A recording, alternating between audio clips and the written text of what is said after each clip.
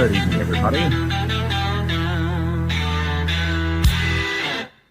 Welcome back to the Political Theater, everybody. We are finally back here in Ohio. It's been a long week of us traveling about and getting stuck in D.C., which was all kinds of fun, but that's okay. We're finally back here, and we've got a lot to talk about today. There has been a ton of news that have come out today, guys. There's a new video that's come out about Alex Pretti that has shown, he's not this saintly person that the left has made him out to be, and that's no real shock to anybody that pays any real attention. But, of course, the left has made him out to be their next hero, so we're going to have to go through that anyway. We've also got some really interesting information about Ilhan Omar. Her winery that she supposedly owned and disclosed in her financial disclosing has some very interesting things going on with it, so we're going to go through some of that. We're going to go look at some of those disclosures and look at the winery itself, which is turning out to be even more entertaining than I thought it would be. So we're going to go through some of those stories, too. Then we're also going to kind of go over another thing we may have figured out today, which is some of these arrests that happened from Pam Bondi today in Minneapolis. There's a really interesting name that's included in that. So we need to go through some of this stuff. We need to go over all of it. But before we do any of that, guys, make sure you guys share the link out. Let people know we are live. I'm Walter Curt. This is the Political Theater. This is a weeknight show. I hope glad everyone is here. If you guys have a comment, please put a comment down below on any of the streams, wherever you may be listening. If you're on Substack, YouTube, X, Rumble, wherever you're at. I mean, we're trying to expand this to as many places as possible. So make sure you guys leave a comment and give me some feedback on the show. If you guys are joining us on the X space, make sure you guys leave comments and make sure you guys share the link out on X space. Make sure everyone knows we're alive here. And then we will have people up on the show here very shortly. So I think the first thing we're going to start with today, though, is probably the video of Alex Pretti. Now, for those who are just listening to audio, you can't really see a whole lot, but the video version of the show, if you guys want to watch the video version rather than that, you can do WCDispatch.com, or you can watch it right here on X. Both streams are being done at the same time. So I'm going to play this video because I watched this earlier, and I guess I wasn't surprised even in the slightest, but I do have a bunch to say about it. So let's go ahead and play this video, and then we'll talk about it shortly after that.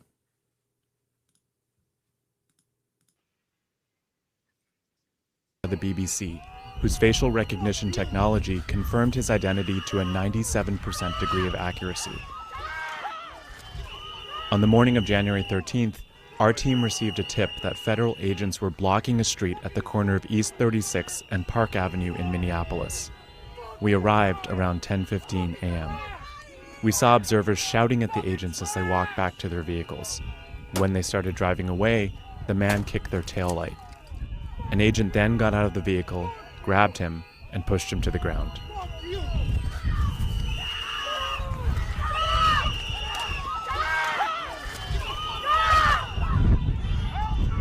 During the altercation, agents fired tear gas and pepper balls into the crowd. They continued to hold the man down before they retreat, and he walks away.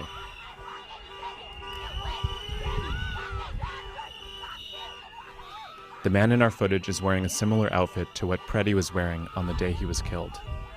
What appears to be a gun is also visible above his waistband.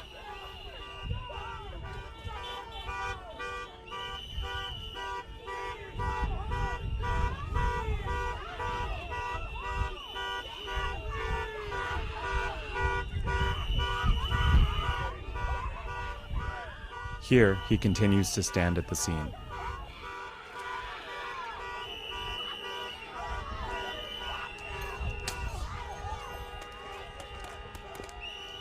On the day he was killed, the Department of Homeland Security claims Pretti, a 37-year-old ICU nurse, approached officers holding a handgun.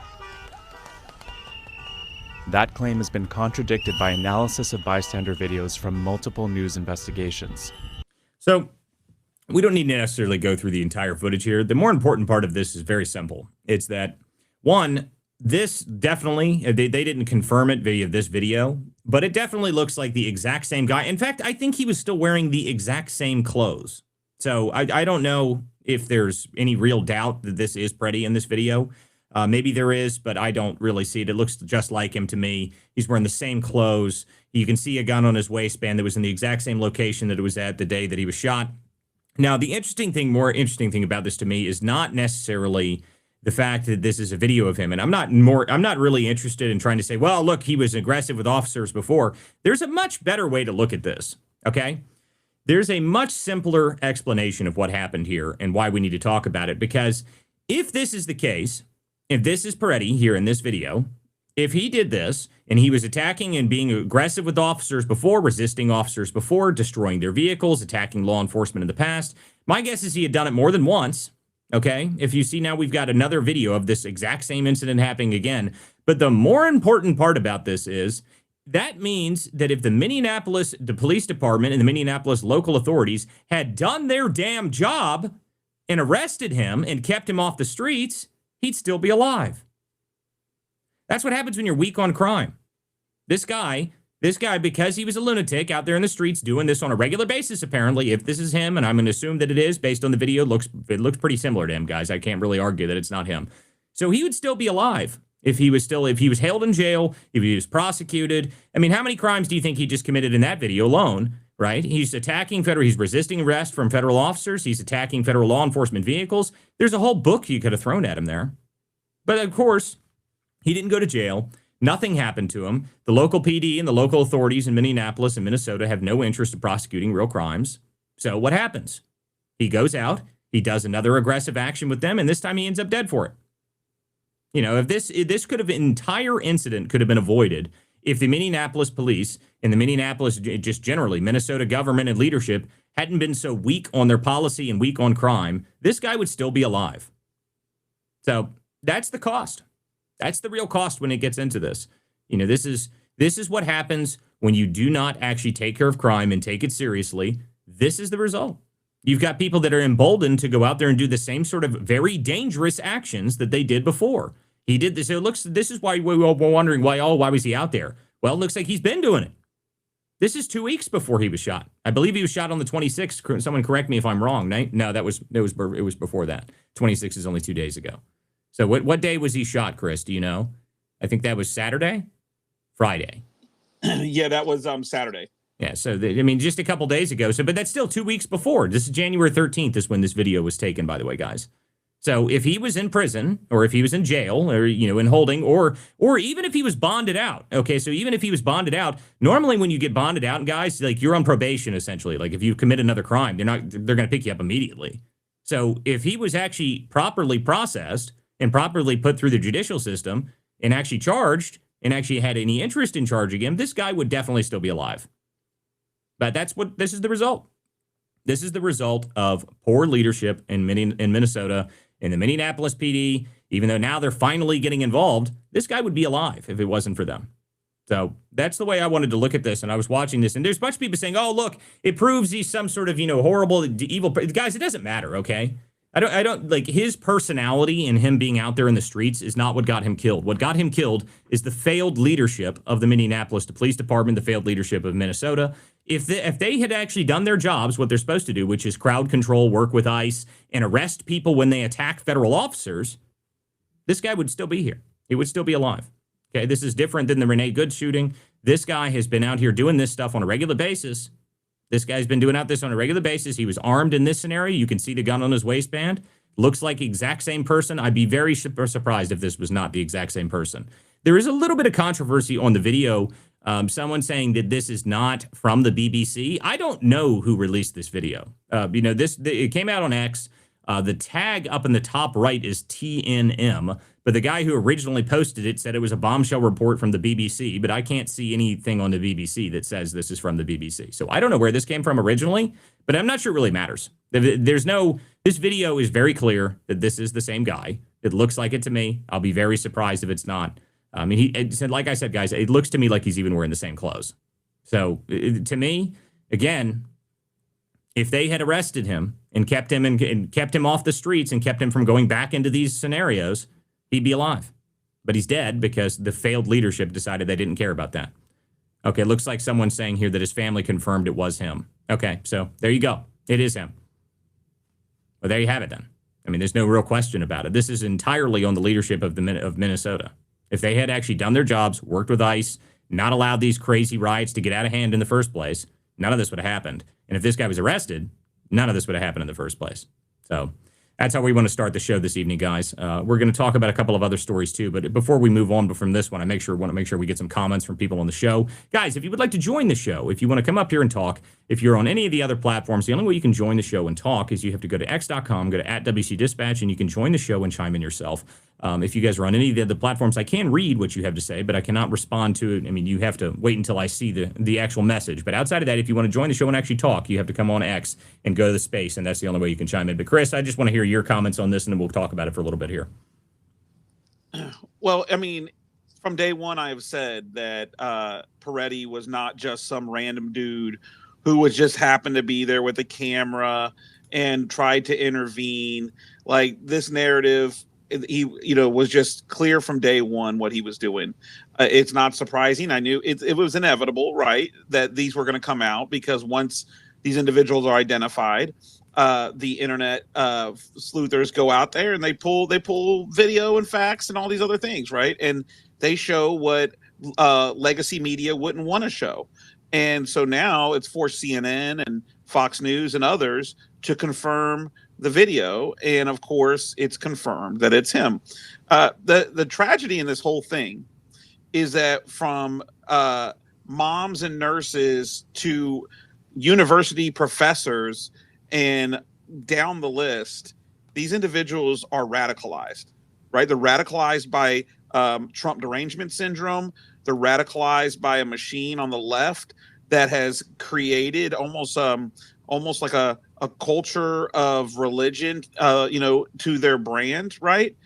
And the words they use, that we're seeing all these videos, right? And it's almost in parallel to what you can start to see in the early phases of jihadism in the Middle East, right? Now, obviously, that's a more extreme version, but when you have people putting themselves in front of cops, basically putting themselves in a position where they could be lose their life, it has to wonder, like, what else are we not seeing on the back end? And now that we've seen these signal chats, it makes perfect sense. They have been enabled. They're not. Most of these people are being paid. They certainly are being trained, and they feel an obligation from leaders, because we're seeing elected officials, government officials at the state level in Minnesota, for example. So overall, it's just a tragedy. And but I do love to say that I was correct in a space the other night where I laid this out, and there were some people in there who shockingly tried to debate that he was an innocent bystander, and I would have never thought some of the people that did. But the reality is we're in an information warfare. So that's just the bottom line. Everything from that to what we're probably going to be covering later when it comes to Ilhan Omar in her incident, in her speech, those kinds of things. This is all part of an information warfare that is happening in Minneapolis. Well, just watching what's going on here, just to me, when I see that there's another video of this guy, to me, that means that not only has this guy been out here, that he was kind of probably known by federal law enforcement. That's why they were probably very rough with him in the first time. So I don't know. To me, on top of that, when you go through the fact that Pretti's, his gun that he used, that he had with him and whatnot, is known for defects and known to go off without prompting, essentially. I mean, there's a great video, you guys should watch it, of he's an gun expert guy, and he sits there and he just holds the 320 and he touches the top of it, and he manages to get it to go off multiple times without ever pushing the trigger at all. So, that's worth paying attention to. If you guys are going to go out there with the guns and whatnot, make sure that you are aware of how well your firearm works and whatnot, or anything. I mean, just if you're going to carry a gun, you better know how to use it, and you better have been well trained with that same firearm. That's the only thing I'll tell people when anything to do with your own guns. Make sure your gun is useless if you've not taken it to the range and shot 1,000 rounds through it, guys. It's useless to you. It'll hinder you more than anything else. But in this scenario here, going out into the streets and fighting with federal law enforcement is a really, really bad way to get yourself into a lot of trouble anyway. Bringing a gun with you is even worse. But then doing it multiple times over and over again and then not getting any response from the local PD to actually deal with the situation properly. It's inevitable what happens when you actually don't take care of law enforcement properly. That's just reality. Okay, Keymaker, go ahead. And then I've got other people that want to come up on show. Hey, Walter. Welcome back. I'm glad to see the political theater rocking again. I know you've been around and been posting and stuff, but a lot of people, you've been doing so well. A lot of people started sending me messages. They're like, when is Walter coming back? I miss his show. So you've been doing a great job. There's so many different topics, so many things going on. I'm super excited. I'm excited about this raid in Georgia. I'm excited about some of the reshaping of how they're doing things, bringing in Tom Homan. Like, I really thought that our voice wasn't going to be heard on a lot of these things. And the movement that I've seen says that they not only have been listening, but they've been taking this seriously the whole time. So, yeah, I mean, I'm glad to have your show back on, on X. I know you're streaming it as well, but yeah, it's an exciting time right now. I'm feeling positive again. I think we're moving in the right direction with a lot of these scenarios, on this Pretti situation, or however you pronounce the guy's name. I think it's very clear now, with this evidence that just showed up that, there's kind of like a little track record for this guy, that his intentions weren't so innocent, and it's just more evidence that he kicked the taillight out of the vehicle, right? Like that. Listen, to me, the way that I'm looking at this is not necessarily because the idea that this guy had a continuous problem with this is one thing, but the bigger problem is that if he has, he was resisting arrest from federal law enforcement before and damaging federal property before, and he wasn't arrested. That's the real problem here. This guy would be alive right now if he was in a holding cell. I mean, that's just reality. If he would be alive right now if he had actually been arrested, if they had enforced the law as the law is supposed to be enforced, he'd be in jail. He'd be in jail and he would be alive. And that's the problem. Yep, I agree completely, and I started calling it, the broken taillights theory, right? We got the broken. I think it was Giuliani that said the broken windows theory. Yeah, broken windows theory, the broken taillights theory. I like it. If you kick a taillight out of a vehicle, especially a law enforcement vehicle, you have something has to happen. You shouldn't be able to go home that day. I mean, I understand it's not not a crazy and severe crime, but you should definitely get some cuffs, maybe some paperwork. I'm not saying he should go to jail forever for that, but it could have been the thing that stopped all of it. But the deal is, it's not just that. Okay, it's kicking the taillight out of a car is one thing. Okay, like that's obviously a crime. What he did, that's destruction of someone else's property.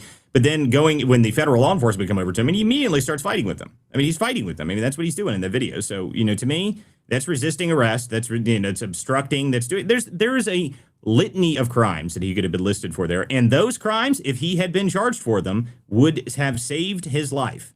That's the way to look at this. That's just reality. And it's unfortunate.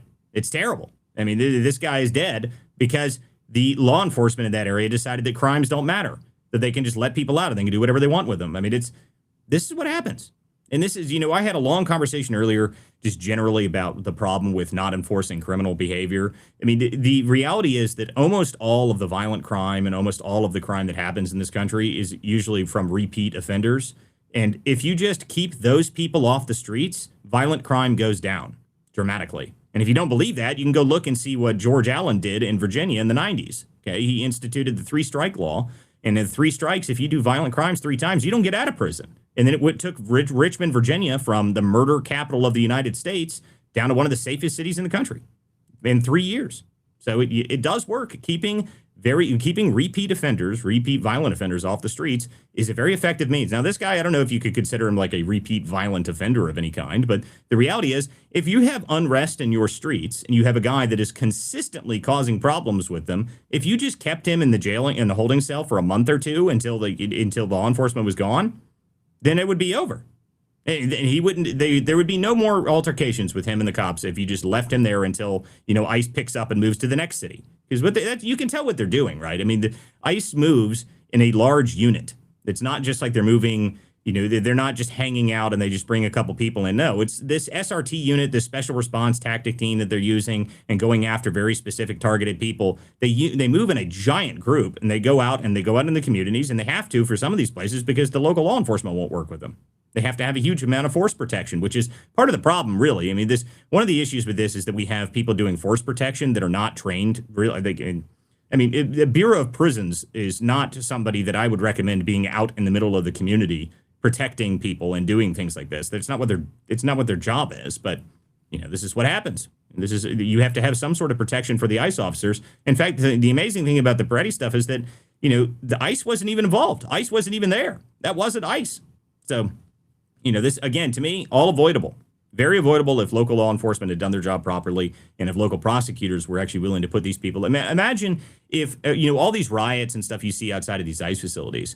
I have been to some of these, okay, guys? I've watched these people. I kid you not. They get arrested. They do something. They get arrested. They're there in 2 hours. They take an Uber from the frickin' office, the detention facility, wherever the hell it is they take them for processing. They're back there in 2 hours.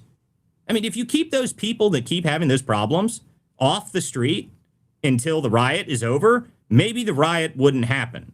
Just a thought. I mean, just maybe. I don't know. Is it that such a crazy concept that if you keep the people that keep getting arrested from staying there, then maybe they won't do it anymore? I don't feel like it's very complicated. But it's the problem with these people that are just they refuse to enforce law. They refuse to actually prosecute these people, and as a result, crazy things happen. I mean, look, when you were growing up in this country, when most of us are around reasonably in the same age bracket, I don't remember us having violent riots in the streets where those same people were able to continuously go back to those violent riots on a regular basis. That is a new thing. Okay, I mean, it's not new now. It's been going on for about 10 years now, but this didn't used to happen. The last time this happened was in the 70s. Okay, and that was the Weather Underground era, like all that stuff. That's the last time this stuff happened. But we put that stuff down and it stopped happening. I mean, that's what the FBI did. The FBI dismantled the Weather Underground. That's what the FBI is supposed to do, is supposed to deal with some of these things. But, the FBI for the past few years has obviously not been focused on dealing with any of the violence in the streets. So I don't know. This, to me, after watching the video today, this new video, this to me is obvious that there's a lot of problems with this. Okay, I got two. Well, and Walter, go ahead. Walter, really quick, just, I've pointed this out since day one. I was literally in California with former Weather Underground and Democrat fundraisers when they set up this, quote, progressivism in the Democratic Party. This is when they brought in George Lakoff instead, and started to pivot away from the Noam Chomsky version. You're talking about, Jane Fonda's one of her first, I think it was actually her first ex-husband or second ex-husband, whatever. Santa Monica Renters' Rights Group. You can go down the list. These people in the room are now, some of them are members of Congress now, but back then they were running for city council or board of aldermen in some of these towns in Los Angeles. That's how long-term vision these people had, right? I mean, it's kind of wild from my perspective to see this 20 years later. But this was in 2005 in California. So, so I mean, it's just crazy. And if people in the room, if you can please share the space, make sure you subscribe to WC Dispatch and support Walter's work. We got some great people up here that you're going to be hearing from. And feel free to come up too if you also want to comment on the stories. Go ahead, Walter. Yep. Okay, we got two hands here, so I want to go to Jared first because I'm sure he's going to have a different perspective on this. So what's up, Jared? And then I'm going to go to Hirendo. Hey guys, hey, what's up? Back from DC. You're not stuck at the airport anymore. Not anymore. Yeah, of course there was 9,000 flights canceled. By the way, so I'm Oh wow. Yeah, I'm lucky I got out. To me, I should have just zoomed in or whatever it is for the actual meeting that I was supposed to go to. But whatever. I mean, it's not that bad. Just an extra night in DC. Did your airline get you a hotel? I hope? No, of course not. Oh, no, it's American Airlines, dude. I'm lucky that I was even able to find something. They canceled it after 4 hours. I'm sitting there okay, it's delayed 7 times. Just cancel the flight already. But no. We got to wait till 12:30. So then I had to go drive around and find a hotel. It took me 2 hours to find a hotel. So I've had a total of 3 hours of sleep. Whatever. Go ahead. Yeah, I saw your post last night. It was 11:50. I don't think anything's flying out of Ronald Reagan at that time of night. It's not too common. So I would acknowledge and say that obviously that video that came out this afternoon, pundit Anna Navarro, she said something last night on CNN I was watching. And she said that, Alex Pretti is a type of individual, type of gentleman that you would want to date your daughter. Obviously, I think that video, it's black and white, right? You obviously see a man agitating law enforcement, kicking the taillight of an unmarked law enforcement officer car. He knows there's law enforcement officers, such as ICE agents, in the car, and he's going up to them, kicking their car, destruction of property. Obviously an agitator. I also think at the same time that argument, and I came in here while you were speaking mid-sentence, so I could have missed something. But I don't think the American people are going to settle and say, just because he did something 11 days prior, that means he should also be killed, rightfully so. Yeah, So I don't think that's a popular argument. No, you probably missed the first part of it, Jared, and you might That wasn't agree. your argument? No, not at all. My argument, Jared, is that because he was an agitator and doing this stuff, is that if he had been arrested and properly processed by the local authorities, that he would be alive. That's what my argument is, and it's pretty I can't obvious. believe he wasn't arrested after I saw that video. Who didn't arrest him? That's the thing. Well, Like, this is my point. Okay, the guy would have been arrested, and if they had kept him off the street and kept him from going back into these scenarios, he would be alive right now. But he's not, because the local PD had no interest in doing that, apparently. I could agree. And I think there could be a question of why the ICE did not arrest him for, ICE. He was obviously making a assault on ICE. I don't know why ICE did not arrest. I mean, it's not the. Yeah, sure, the locals should be helping with the feds. However, I don't think that the Minneapolis Police Department, St. Paul Sheriff's Office should be just following feds everywhere just so that they can, do their mission of deporting people. That's also not their job as well. They're city police officers. What's more interesting, Walter? I've been just following the PR, and I know I've seen a few of your posts over the last few days, and I know you even yourself have somehow even said that this administration has capitulated to Tampon Tim and Mayor Fry. And I think that's been confirmed in reports. We've seen that's been confirmed by several journalists here on X who are very close with the White House. I'm sorry? So it looks to me like, Jared, so what they did there, they didn't capitulate, really. What they did was they moved. You don't think so? No. Or do you think they retracted? The reason that I was mad at them, and I didn't think it was necessary capitulation. I was mad because it looked to me like they were removing Bavino from the position that he was in. But after a bunch of noise was made about that stopped happening, actually. So that didn't happen anymore. So Bavino still has his position, and they brought Tom Homan in. And if you saw yesterday, even what's his name from Secular Talk, Tyler, I forget his name. I forget his last name. But he even said that the ICE operations have been ramped up. They haven't stopped at all. They're actually going out and doing even more than they were before. So it doesn't look like that has happened. It looks like they've moved Bavino out temporarily. And, to be honest with you, maybe that's a good thing for him because, his safety may be in question in a city like that. I don't know. But at the same time, it looks to me like they haven't done that. So that was over the weekend. There was a bit of controversy about it. And I was getting angry with it because, to me, the reason I was only angry about the idea of Bavino is because if you want to give anybody any sort of win, that to me is a bad thing to have anything on the back pedal. We don't backpedal at all. Okay, you don't backpedal at all. That you don't give any ground at all in this scenario, because if you do that, then it emboldens the people on the streets that have been attacking and doing this stuff for weeks anyway. But it looks like that's not happening. So I'm not too concerned about it anymore.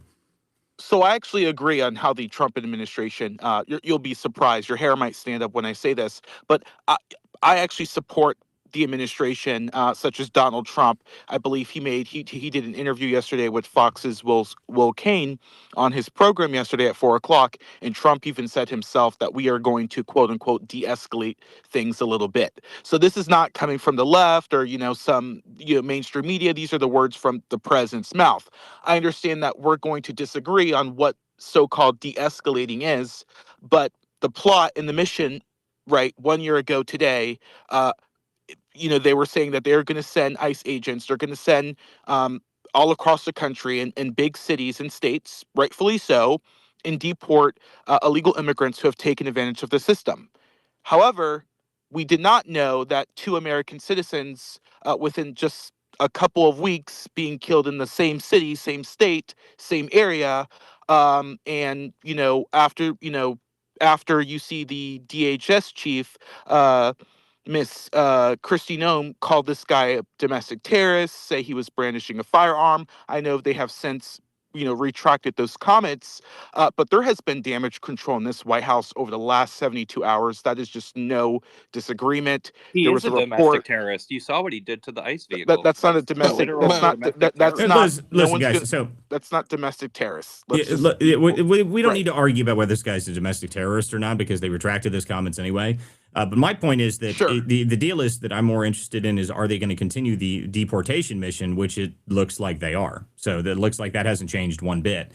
So I'm not too concerned about that. Now, in terms of damage control for them, obviously it's not good press when 2 people get killed over the past couple weeks. There's no way you can really spin that into being a positive thing for us. There's no way. But the thing is, the reality is, and this video again proves it, is that if the local law enforcement had actually done something and arrested and done crowd control, because, you know, this is not something that ICE is supposed to do, okay? One, ICE wasn't even involved in the shooting. It wasn't even ICE officers that shot the guy. I think it was either BOP or CBP. Now, those people aren't supposed to be on the streets, okay? They're not supposed to be there. That's supposed to be the job of local law enforcement. That's who's supposed to do that. But the sanctuary city policies were keeping these people from doing that. So if you want to say that it's someone's fault, I would say that it's the fact that we had to use force protection because there's no crowd control by the local PD, and the fact that this guy was not arrested even though he was destroying federal property. I mean, come on. To me, Can I that's say the one more problem. thing? You can. Go ahead. Yeah, so all right, so yes, they obviously retracted those comments. I will just say that people in Minneapolis, right, are saying good riddance to Bonvino. He's no longer there. Him and a lot of his agents have left, right? They're like, good riddance, goodbye, you're gone.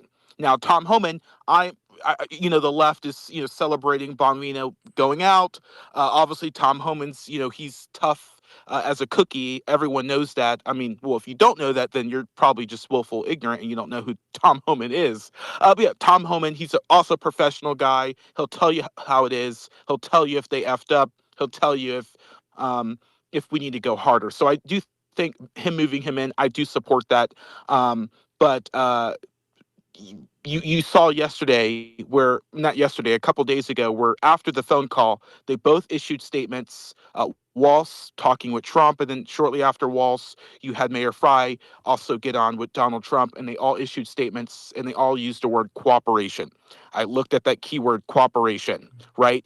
That means that they are on the same wavelength, according to Donald Trump. However, yes, the PR is that Trump did de-escalate. Trump told people to de-escalate. Well, again, we're just saying the same thing, Jared. We're just saying the same thing you've said twice now. Yeah, but there's a fight between Stephen Miller and Kristi Noem right now, according to Axios, because Kristi Jared, Noem. there is one correction though. It is tough as nails. I don't know where you got the cookie from, so I did want to make that correction. Someone said, yeah, it's well, listen, guys, we don't need to go through. We don't need to go through the same things we just said twice. So, like, we're not going to do that. But what I will say is that you should go look at whatever his name is, something from Secular Talk. I forget the guy's name, but he was freaking out because apparently the ICE operations have ramped up, and that's not, that they haven't slowed down at all with Tom Homan there on the scene. So Walter, that's really the one quick, thing I'll say. Go ahead.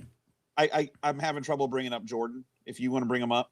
Okay. Yeah, I'll see if I can do that. Okay, but we do have another. Unless you got something, go ahead. I also want to kind of clarify the record here real quick. There seems to be this rhetoric that Kristi Noem used the word brandishing. That's just been fact checked. Now, she did walk back some comments that she made, but she never said brandishing. That was CNN that reported it, and there was the rhetoric, the whole thing, the transcript, everything in the videos. Everything that she's posted has completely cleared her of ever using the word brandishing. And I think that's super important because I think that's a talking point that's trying to get Kristi Noem fired by folks who just don't like Donald Trump and want to scalp. So let's go on to the next hands. Yeah, well, I mean, just a note on this specifically is, and this is my point about Bovino, which is why I was kind of annoyed by the way that they were handling the Bovino scenario, which apparently was reversed very quickly. So I'm not too worried about it anymore. But my thing about it was that no capitulation, no scalps whatsoever. They don't get any. Okay. I mean, this is the only reason this happened. Any of this stuff has happened is because local law enforcement was not working with ICE. That's the only reason any of it happened. If they'd done their jobs and done what they're supposed to do, which is, the way that ICE is supposed to work, guys, ICE is supposed to show up in a city and they show up to your detention facility and you have an ICE detainer on somebody and they pick the guy up at that facility and then they drive away with him. That's it. That's all they're supposed to do. They're not supposed to have to do these ridiculous community arrests. This is only happening because of sanctuary city policies. It's the only reason it's happening. So these leftists should consider themselves lucky. This is all we're doing, by the way. Listen to me. The problem is the sanctuary city policies and local law enforcement not working with the feds. Okay, this is not how it's supposed to work. You're not supposed to have, the video that happened over the weekend, and we talked about it a couple days ago. The single, BOP guy standing in the middle of a hallway outside of a completely destroyed hotel covered in blood. To me, that's it. I mean, you see that kind of stuff. I was like, what the hell is going on here? What are we doing? What are we doing? I mean, that to me was enough that I would have gone 10 times harder, and I think that the people would have been behind that decision as well. They would have said, go harder, go in there and absolutely wipe things out. They chose to de-escalate. They chose to try and move Homan in there and see if that makes a bit of a difference. I'm not sure I agree with any of it, but at the same time, Homan's still there, and Homan's is still operating deportation stuff. So they hacked their Telegram chats or whatever, Signal chats. That's a whole nother scenario. And we're going to get into that here in a minute, because we got to talk about some of that stuff, because there's been a bunch of interesting stuff that's happened as a result of that. And the Signal chats have been exploding, and there's a bunch of stuff we can go through in that. Okay, well, I got to get to this hand real quick. Go ahead, Henrietta. Hi, Walter. How are you? I'm doing just fine. How are you? Good. Fine. Thank you. I just wanted to say, from a nursing perspective, Pretti, he was a federal employee himself through the Department of Veteran Affairs, and he was in a highly specialized area with the most vulnerable veterans in the ICU unit. It is a secure unit. They have VA police in the hospital facilities. It is a highly specialized, because veterans have other, issues and everything too, on top of being in a critical healthcare situation. So they are very, very vulnerable patients that require a tremendous amount of specialty. And they do deserve to have nurses, and they're supposed to have nurses that are not mentally impaired, that are not violent. And you cannot be a nurse, period, and attack law enforcement and their property and the government property. And you can't be a federal employee. And they are, by all intents and purposes, federal employees, veteran nurses for the Veterans Affairs. It's not like a distant cousin or anything. They are frontline federal employees throughout the nation, trusted to care for our veterans. And he had no business in that position. He had no business doing what he was doing, taking a gun. He's an ICU nurse. He knows all about injuries. He knows all about the risks. And he didn't have the ability to discern his actions apart from his character overall as a nurse in a very high acuity trusted position. So I'm very concerned if there's more of these out there, feeling comfortable doing those things and could be harming our veterans. I'm really concerned. Well, listen, Henriette, there's been a number of over the past, 72 hours of nurses coming out and saying very horrific things, and then shortly afterwards being fired. There was one down at VCU Health Center that said something terrible. Yes. And then they were removed. And then there was another one that said something today about Caroline Leavitt having a terrible terror when she was, when she was giving birth. And that was disgusting and horrible as well. And both those people have been fired. Now, the problem with those people is that the ideology that you're subscribing to, if you're so violent about it that you're willing to wish other people harm, then yeah, you definitely do not need or deserve to be in any medical profession at all. That's true. And I don't know what those people are thinking. If you're in the medical field, you should be there to help people no matter who they are. That's the do no harm concept, right? So, okay, let's move on here. Let's go ahead, Jack Tron, and we're going to get, we got to go to a couple other stories, and I do want to talk about the Signal stuff at some point here. Go ahead, Jack Tron.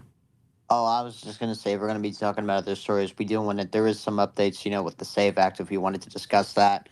I just wanted to bring it up because Mike Lee just replied to me asking about, people online keeping up the pressure. Well, we'll talk about the SAVE Act here in a few minutes. Let's go through the next story we got to talk about, because Ilhan Omar is definitely worth talking about here. So this is the next big story, guys, we're going to talk about. This is Ilhan Omar and her, disaster that she is currently. I mean, the most recent thing that happened with her, and we're going to talk about two different things. So one, there was this video that came out of some dude spraying her with fluid or something. Like, I don't know, he like had a syringe with him and whatnot. And he showed up at this event that she was talking at and then sprayed her with this syringe. And then he was shortly afterwards arrested. All this. The weird thing about this whole video was that she didn't like go to the hospital immediately and seek medical attention or anything. None of that happened, which is beyond me. I mean, a strange man sprays smelly fluid at you in the middle of a meeting and you keep talking, don't even go wash it off. I don't know what the hell that was. That doesn't make any sense to me. But at the same time, Ilhan Omar's got all kinds of problems. So I want to play this video. This came out today from Newsmax. This is Carl Higbee on Newsmax earlier today. This is pretty important, so I want to play this whole video here. It's only a couple minutes long, so let's go through this real quick, and then we're going to talk about it. Another major asset she listed in her financial disclosure is this winery. What does a Somali know about wineryism? Okay, that was in 2023. That was worth, according to Ilhan Omar's own financial disclosure form, between $15,000 and $50,000. But on her financial affidavit from a year later, that same winery was listed at a value of between $1 and $5 million. Just real quick. Why does a Muslim own an alcohol company? I thought that wasn't a thing in Islam.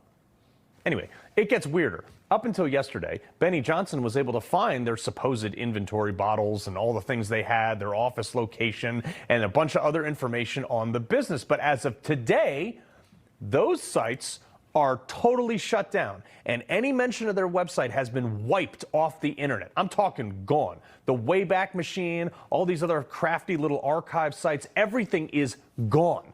Like, deleted the root service. I called my computer buddy Jim. He couldn't even find it. It was some fancy AR jargon bot machine for recovery. I don't even know, he was explaining it to me. He couldn't even find it, which is weird that a company that boasted an award-winning wine, the, quote, double gold winner in 2022 San Fran Chronicle competition, with a corporate value of up to $5 million, would just vanish into thin air? They didn't sell it? Is it possible for this to be a functioning business and have absolutely no footprint, wiped from the internet, go from 1,000 net worth to 5 million in less than a year? So that is a pretty damn good question. Okay. So, and the reason I wanted to talk about this is because, one, he made the point at the very beginning that Ilhan Omar is, she is a devout Muslim apparently. And yeah, that would be against, Muslim practice to own anything to do with, anything to do with owning alcohol would not necessarily be good. But this is just another of the many problems that Ilhan Omar has recently.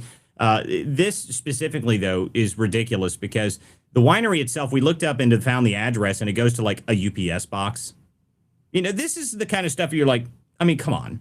Like, oh, well, wait, you deleted all the stuff off of the online. I took the website down so it didn't happen. Like, what the hell? Like, what are we doing? Okay, this is the kind of stuff it's like Jubba Value Center level of stupid. Okay, that's what this is. This is Jubba Value Center level of dumb. And apparently, we're just going to pretend as if it's not happened. Ilhan Omar, if she has this many problems, and the problem is that she put it on her financial disclosures, so it doesn't matter if you don't have a website anymore, sweetheart. It's on your disclosure. You said that it was worth $5 million, and then you deleted the website. That didn't just make it magically disappear. You still disclosed it. So one, I would love to know how you open a winery and then in 2 years it's worth $5 million. I'd love to know that. Like, what kind of wine are you serving? Is it good? I want to know how great this wine is that you've aged for 2 years and then somehow managed to make a $5 million company out of it, out of that UPS box. I'm very interested by that. So I think this is just incredible stuff from her.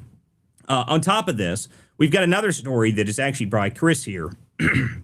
Chris here on the show. We actually found out that there's another name that was arrested today by Pam Bondi, and it's possible that this name is actually Ilhan Omar's brother, which is just hysterical. I mean, I don't know. On top of this, the guy's name is also in the ACLU complaint that they used to get the tear gas they try to get a judge to keep to keep ICE from using tear gas for crowd control. The guy's listed on that same lawsuit. So what is the chances that two guys with the same name from Somalia have access? Like there's two different people One gets arrested for interfering with ICE and stuff like that, and resisting arrest and all this stuff. And apparently, he's also got already has ACLU lawyer connections. Like, I'm not sure there's two Somalis that have access to the ACLU legal team and would have that easy of access to it. So Ilhan Omar has all kinds of problems. She's getting sprayed with apple cider vinegar and then not washing it off, so she smells terrible. She's apparently got a fake winery, and it's possible that Brother Dearest is in prison. So, Ilhan Omar's got all kinds of problems, and I'm not really sure what we do about it, because something needs to happen here. I mean, this disclosure, this $5 million thing right here, this is enough to me that's like, okay. And I know there's there's an investigation going on under her right now. And, enough of the going all the way back to she married her brother to get into the country and all that stuff. Like, that's one thing. But, like, okay, whatever. Maybe you managed to get away with that somehow. And maybe that's not entirely proven, even though there's a DNA website that someone set up. And then that guy just magically ended up in prison almost immediately after that website went live. But we don't need to talk about that either. What we can talk about specifically is the fact that you have a $5 million disclosure for a company that doesn't exist. Okay, how's that? Like, you can't hide that. Okay, you put it on the paper, woman. Okay, you may have deleted the website, but you still told everybody you had it. So what are we doing? That's the only question I have here. What the hell is this? Are we going to sit there and act like it's not happening? I understand that Congress seems to like look out for each other and do something, but come on. Like, we can't have congresswomen that are just blatantly lying and just creating fraudulent businesses. And, how did her net worth go from being a couple $100,000 to 30 million over just a couple years? It's impossible to do that, people. I mean, unless you created the next, major product software or something that, that changed the planet, you can't just magically increase your net worth by, 30,000%. That doesn't happen. So Yeah, but this is amazing. Is nowhere near smart enough to do that. Well, listen to me. I'll be honest with you. You would pretty much have to create the new Claude, and even at that, it would still be like maybe 10 million you're worth. Maybe, like, it's a big stretch to do something like that. Well, the company, whatever company it was that you had that did that evaluation, that would be what's worth money. You wouldn't be worth it. I mean, the company itself would be worth it. I mean, but the deal is she doesn't have some company that's worth $30 million and or has done anything impressive or interesting. And apparently, she's got a winery that doesn't exist, that's at a UPS box. Some of the best wine I've ever had has been out of the UPS box. I go to the UPS store and they have it right there. That's the place I buy my wine. I heard FedEx is much better. Oh, FedEx wine. That's true. That's a tier above. It's like Yellowtail and, anyway, I mean, we don't need to make any more jokes. Yeah, no, I just think it's crazy because even if you put it into, like, if you start doing the math, right, you'd have to be selling like $500 like bottles of wine, which is like 1912 wine, and there's no way she's acquiring stuff like that. There's just no way. You'd have to import it, and then on top of that, you would have to like file for this. I don't understand like how this is even possible. And there's multiple different people in Congress, Democrat and Republican, that have done this, to be honest with you. And that's like, the problem. How are you worth this much? Well, and that's the problem. Okay, so not only that, apparently this same business doesn't even have an alcohol license from the federal government. So, it can't even exist. So, again, we're like, it can't even exist. So it's amazing. Only in Little Mogadishu, right? Apparently. I mean, here's the thing, Chris, is that like my family owns a winery, and that's in Sonoma Valley. And let me tell you, like, the hoops that we've had to jump through for that, we literally have had to have somebody physically there almost 90% of the year for that to thrive. There's no way that you're living in, Minneapolis, Minnesota, and you have a vineyard that's doing $5 million. Like, it's impossible. It's just impossible. Yeah, well, I mean, but you mentioned selling $500 bottles. Like, how many? Like how many? That's what I'm saying. You're selling $500 million bottles. Like, there's like, I mean, this is, you got to sell millions of bottles to be able to do this. I mean, let alone the fact that a $500 bottle of wine is like only like, you're talking from the French area. What the hell are they called? Bordeaux. You're talking about red Bordeaux. Like, I mean, you're selling that quality of wine in just a couple years. Like, okay, sure. I mean, your winery's been open for 2 years. Like, I mean, this is amazing. This is amazing stuff. I can honestly tell you, Walter, you and I have dined together. Bro, most 5-star restaurants don't even have Bordeaux's in there. Like, if you do, you have to call before and they will acquire it for you a week ahead of time. You're not just going to walk in there and say, yeah, I want that $500 Bordeaux. They're going to say, we can give you a glass, but that's it. Well, and Walter and Jordan, did they even discover if she had any wine? Because last I heard, there was no product. No, you can't go on the website at all and acquire anything. Like Benny Johnson, I think the one that went on there, and he's like, you can't even buy anything. There's nothing there. So it's one of those things. But they won the double gold award. Okay, the double gold. I mean, like, it's so stupid. Like, this is just, like, let's make up an award and then give it to our winery that doesn't exist. Just put it on the website. Like, it's just so dumb. Like, why my question is why are they allowed to do this? And then, like, let me just say honestly, an American citizen does that, and let me tell you, you are in jail, ass up in like 5 minutes. Absolutely. Yeah, absolutely. Alcohol, tobacco, firearms is absolutely coming for you in that scenario if you're an American citizen, like, hands down. And let me answer this. This is a serious question. What's up with the fake awards in Somal and Little Mogadishu?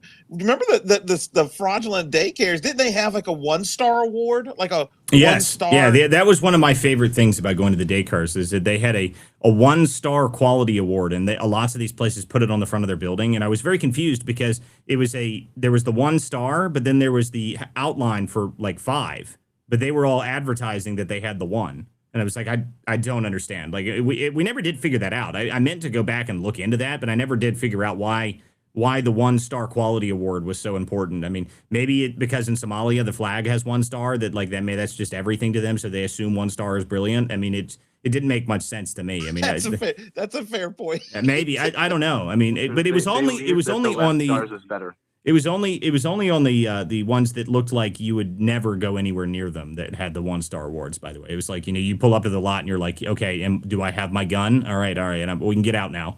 I mean, like, that's how bad some of these places were. But the 1-star quality was on the building. So, but again, she got the double gold award at this winery that you can't buy wine from. So I'm not sure how you get an award for wine that you don't sell and don't have, but. That's she should probably get the triple award. Well, listen to me. I don't know, but apparently none of this stuff exists. And then they took the website down. Like, oh no, it's not there. We don't have that anymore. Like, you put it on the disclosures. Like, it exists. I mean, like, screenshots exist, sweetheart. I mean, I don't know how to tell this to you. I mean, like, I know it's difficult to understand, but this is not good for you. So I again, this is the kind of stuff that you go, okay. Are we going to do something about this? Is something going to happen? Is there going to be a DOJ investigation? There is an investigation, but what about into that specifically? Can we get some answers here? Can I at least get a bottle to try it? I mean, I'd like to see how this double gold award is. I mean, at least let me try a bottle. I mean, maybe I'm wrong. Maybe it is the double gold, and it's fantastic, and it's it's the greatest wine ever, and it's $18,000 a bottle, and they only sell like 100 cases a year or something. I mean, like, I don't know. This is ridiculous. I mean, technically, you paid for it because you're the American taxpayer. Right. So I think you deserve a glass at least. Listen, if I don't get a bottle out of this, I'm going to be pissed. Okay. I mean, I at least deserve a bottle. I mean, that's. I think that should be. It's probably being shipped with the 7 metric tons of money. That's right. To be honest with you. It's probably being shipped out with it. That's what each bottle. So when you send out your $1 million duffel bag, you get a free bottle of wine with it. That would explain it. So maybe it's like that percentage of each of those $1 million duffel bags. That's how the business is worth $5 million. You get that bottle of wine, and that's what they're really currying. You're paying for that bottle. That's what that $1 million duffel bag is. It's just one bottle of that wine. Goes out, and that explains everything. Okay, I understand. It reminds me of Hunter Biden's paintings. Yeah, the ATF's head is probably spinning over. But the $1 million suitcase, Walter, is in cash, is not for the bottle of wine. It's for the note, the IOU in an envelope for future wine. That's right. Yeah. That's right. It's like Dumb and Dumber. And listen, I hope that they said that, I hope they do what the Quality Leering Center did, is they just randomly set up a building and they paint the walls and it's brand new. I loved that video, the Leering Center, when they finally let somebody inside there, and the person's comment that posted the video was like, you can smell the paint. Like, it's oh man, how funny would that be if you just they set up some random place, like, look, no, it's a real winery, check it out. Like, and they got like buckets of grapes or something like that. I would just love that. That would make my day. Okay. And they have Gavin Newsom sitting there at the back table with his friends just to make it more authentic. Yes, absolutely. So they did confirm the suspect, 55-year-old Anthony Karsmishchak. His brother said that he's hated the Somali community for years, and that he was a right-wing extremist. That came from his brother. Exactly. But his kids are not, and his ex-wife worked for Ilhan Omar. So like, give me a freaking break. And wait, hold on just a second here. So we're going back to the guy who sprayed vinegar on, just so people are aware. We do have listeners here, people. You can't just jump in. So let me just, so Jared is referencing the guy that sprayed apple cider vinegar on Ilhan Omar, and then she also just kept talking and didn't go wash it off or go to the hospital at all, because that's a normal reaction when you're sprayed with a foreign substance by a man that you don't know. No, you just stand there. Walter, she charged at him with her fist and got right in front of him, even though she just got sprayed with a substance. And then they pull her back and they started saying, "Oh my gosh, she was shot with a substance." And she says, this is the transcript. She says, "Somebody get me a paper towel."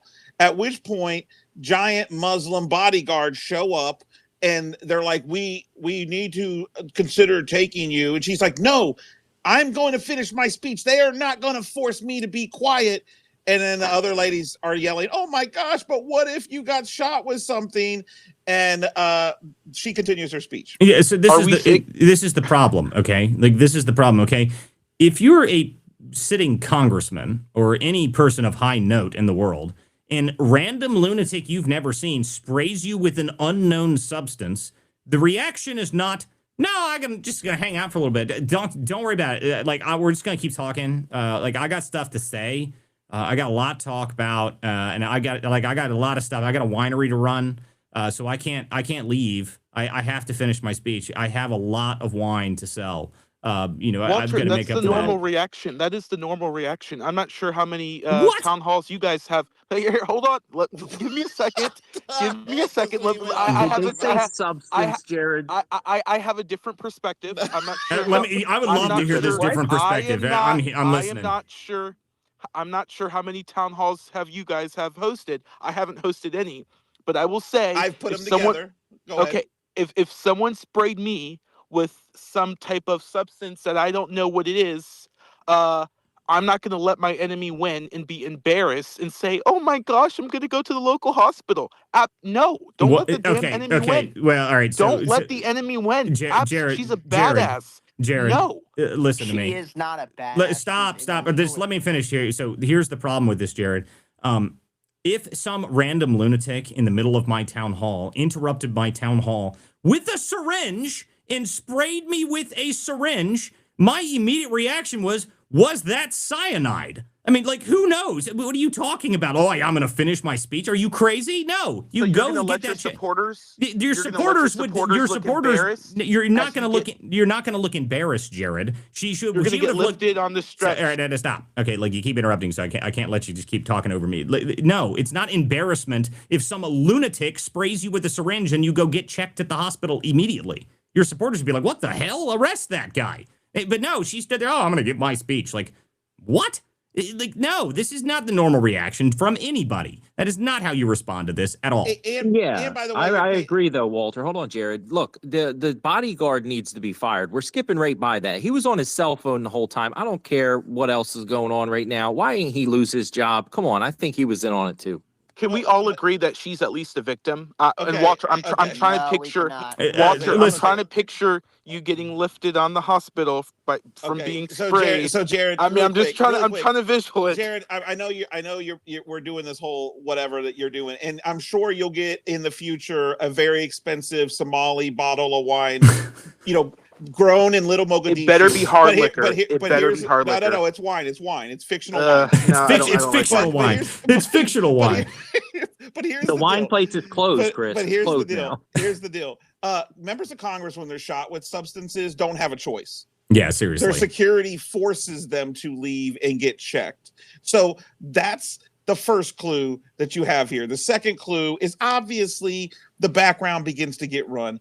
They have already pulled this guy's entire background. His spouse, his ex-spouse, worked for Ilhan Omar, was a political strategist for Democrats in the area there. Political strategist, we can just call that activist who volunteered or maybe got paid on the campaign or something. Who knows what it is? I haven't had time to run down the list. But you can also see a whole host of other things. The bottom line is, this is classic. This is a classic scenario by someone who is embattled and literally she's under investigation on multiple fronts. Let's put aside the immigration situation with her brother. Let's just put that aside in a second. The issue pertaining to her husband's consulting company, like he had to remove all of the board members who were directly tied to Barack Obama's administration. Those all had to come off. That's clue number one, that she was in deep shit when that order comes down and she has to do that. Clue number two, a fake winery. Okay. Now we have her, her daughter just got arrested in the pro-Hamas rallies last year. Now we have a potential sibling here who had ACLU legal protection. By the way, this was the case, just for some folks who don't know, this was the case where the judge in Minneapolis recently ruled that ICE and Border Patrol can't do any pepper spray or anything to the protesters that could potentially cause bodily harm or harm in general. And of course, it eventually gets thrown out, right? And so this Abdikar, or whatever the first name was one of those individuals on that lawsuit. And now he's been arrested, right? And so again, the point being here, though, we're moving the goalposts. No. Hold on here. Whoa. Okay, Jared, I like you, buddy, but I'm going to tell you right now that this whole talking point that you're trying to say that she was embarrassed for getting squirted with a random liquid and then standing there and not acting like that is the most absurd thing I've ever heard, and no one believes that. Okay, like no one even remotely buys that, and that's just not going to work for anybody. I promise you. Anybody that gets squirted with a syringe, it's not like he had a bottle of water and he threw it in her face, okay? That's not what happened. He had a syringe, a physical syringe, and he squirted her with a physical syringe and then stood there and held the syringe around for a minute or two. Like, no. Okay? Syringe, poison, you don't know what the hell it is. Even if, like you said, this guy was a right-wing extremist, which is not, I have seen zero proof of that. I did not say that. Hold on. The brother said that. Whatever. When you referenced it, okay? Referencing him being a right-wing extremist, I don't give a damn, okay? The guy, if he shows up and squirts unknown substances on Congress people, should be arrested no matter what he does, no matter where he's from. But the point being is that she just continued to stand there, okay? No. That's not how this works. Random person that shows up, sprays you with unknown substance from syringe, you go to the hospital. Normal people would go to the hospital, let alone a freaking congresswoman. They'd be, what? If some lunatic in the street sprayed me with a syringe, I'd be in the hospital immediately. I mean, this is insane. Walter, you know how you can tell it wasn't a right-wing extremist? You can tell it wasn't a right-wing extremist because they would have used warm bacon grease. Okay, but Walter, the other was apple cider vinegar. But hold on a second. You guys also know that the other thing everyone's passing by in this situation is, even if she wanted to finish her speech, right, you would have to clear the room. You'd have to clear the room and verify what the substance was before allowing anybody else to come in. That's standard operating procedure. But not if you know that it's apple cider vinegar, Chris, which is what my thing is. Exactly. Like the concept that, like, this is the most absurd thing in the world to me. Like, there is no argument to me. Like, it'd be one thing if she immediately, that's what doesn't make any sense about this. If she was trying to play this up as something, she should have just gone straight to the hospital. Like, she should have. Like, if she'd gone directly to the hospital immediately afterwards, that would have looked great for her in terms of the victim thing, like the victim idea, like being assaulted by random person. That would have actually looked solid for her. This looks very fake and very dumb, is what this looks like. She's just trying to gain sympathy for herself, and even Trump came out and said she probably faked it. Like, the FBI has launched an investigation. Okay, Jared, everybody already understands, Jared. Okay, you're gonna get your future bottle of wine. Look, the FBI has to launch an investigation. It's not the FBI, actually. It's the Capitol Police who may have. Okay, let me finish. The Capitol Police who may have called in the FBI to investigate. The bottom line is that if you're shot with a little substance, and by the way, I don't think anybody's played the clip of the guy when he does it. He goes, jihadi, jihadi. He whispers jihadi. He doesn't yell jihadi. You know, I mean, like this, everything about it is it's not so fake. right-wing. Listen to me. so Again, fake and gay. we don't need to continue to go through this. I'm just going to go ahead and say that no normal person with any remote sense around them believes that you get sprayed with foreign substance from syringe. Okay, like again, the syringe part is very crucial to me here. Okay, syringe. He had a syringe and he sprayed you with the syringe. Okay, you go to the hospital when that happens. What the hell was in the syringe? It's the weirdest thing I've ever heard. Yeah, the security would have got her out of there ASAP. So think very hard. So think very hard. Hold on a second, guys. We're not going to all jump on each other.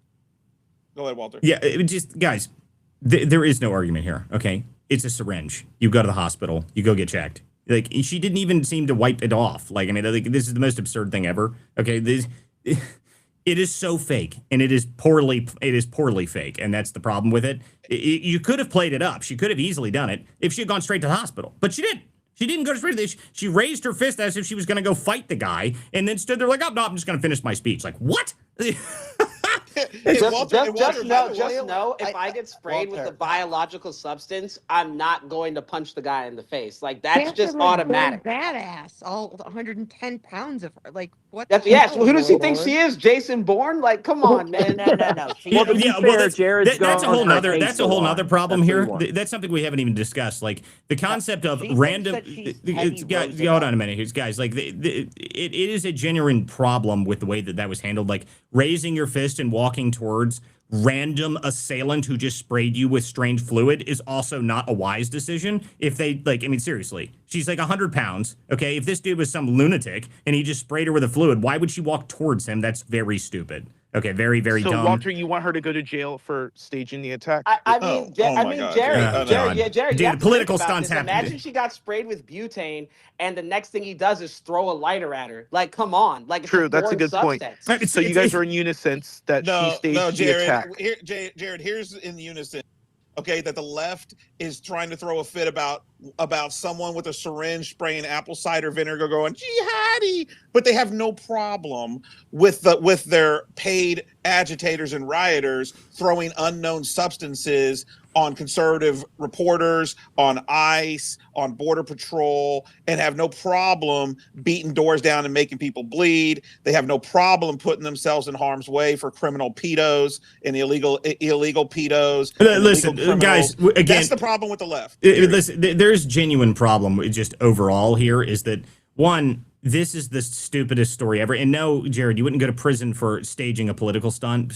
Politicians stage political stunts all the time, and some of them are equally stupid, but this just happens to be extraordinarily stupid. So that's the problem with this one. Involving the FBI. So if she and her, hold on, Chris, hold on. Let me just get a word out.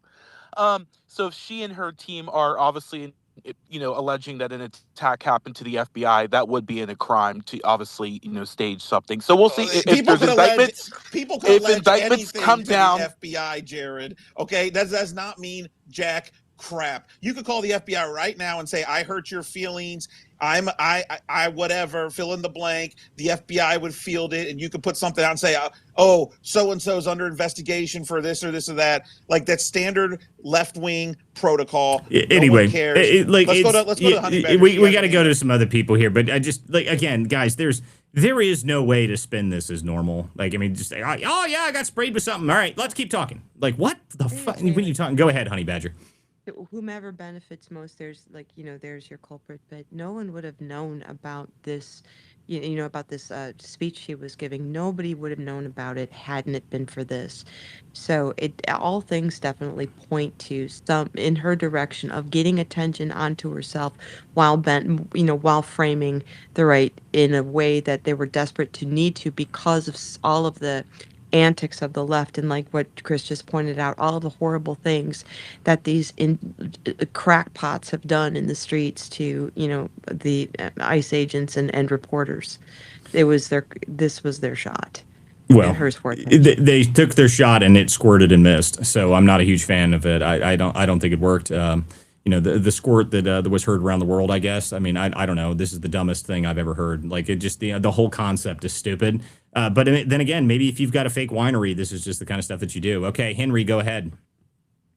Hey, what's happening to you? The squirt here heard around the world is tremendous. That's a great one. I got to use it with my friends. Does this strike you that possibly it was some kind of attempted mimicry of what happened to Trump? Like to kind of like gin up the same kind of sympathy, and then it's kind of, I thought it was kind of brilliant today because as I was thinking about it, it might be the dumbest idea in the world, but I was like, so if anybody calls it fake, then they could just turn right around and call Trump's assassination fake, which they were trying to do for so long. You know what I mean? It's like a catch-22. Well, I mean, the big difference between Trump's assassination is that there was firing shots and people that died, and this guy had a syringe full of apple cider vinegar. So that would be the key difference there, I think. I'm not sure that there's really that much relation to it, calling it fake one way or the other. People died in the attempt on Trump's life. Ilhan Omar didn't even change her sweater. So I'm not even sure that it's really, really similar, but that's okay. No, I'm with you, but it's like we heard the big song and dance. Oh, for heaven's sakes, what was that kid from that with the noose around his neck and all that? I had his name a second ago and it just escaped me. Juice Smollett, the greatest Subway sandwich culprit of all time. Yeah, yeah. And by the way, everybody. Jeffrey By the way, Smollett. it was trending earlier. Ilhan Smollett. So I mean, that was trending just so we're clear. Oh my goodness! I'm being 100% this is serious. MAGA country.